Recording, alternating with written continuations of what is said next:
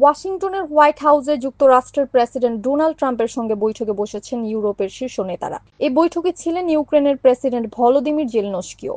বৈঠকের মূল বিষয় ছিল রাশিয়া ইউক্রেন যুদ্ধ থামানো, ইউক্রেনের নিরাপত্তা নিশ্চিত করা এবং দীর্ঘমেয়াদী শান্তির পথ খোঁজা। ন্যাটো মহাসচিব মার্ক রুটে বলেন, মানুষের মৃত্যু এবং অবকাঠামো ধ্বংস বন্ধ করতে হবে।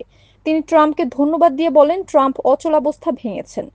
ইউরোপীয় কমিশনের প্রেসিডেন্ট উরসুলা বলেন, আমরা এখানে এসেছি ইউক্রেনের জন্য ন্যায্য ও স্থায়ী শান্তি প্রতিষ্ঠায় কাজ করতে। তিনি প্রতিটি শিশুকে পরিবারের কাছে ফেরানোর ওপর জোর দেন। জার্মানির চ্যান্সেলর ফ্রিডরিখ বলেন, পরবর্তী বৈঠক যুদ্ধবিরতি ছাড়া হওয়ার কথা কল্পনাও করা যায় না। এখনই রাশিয়ার ওপর চাপ বাড়াতে হবে।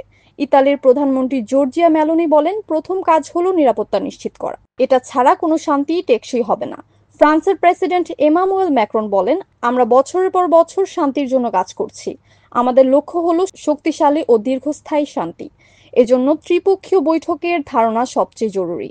যুক্তরাজ্যের প্রধানমন্ত্রী কিয়ার স্টারমার বলেন, এটা শুধু ইউক্রেন নয়, পুরো ইউরোপ এবং যুক্তরাজ্যের নিরাপত্তার ব্যাপার, তাই এটি অত্যন্ত গুরুত্বপূর্ণ। ফিনল্যান্ডের প্রেসিডেন্ট আলেকজান্ডার স্টাব বলেন, আজকের বৈঠক প্রতীকী অর্থ বহন করছে। ইউরোপ ও যুক্তরাষ্ট্র একসঙ্গে ইউক্রেনকে সহায়তা করছে।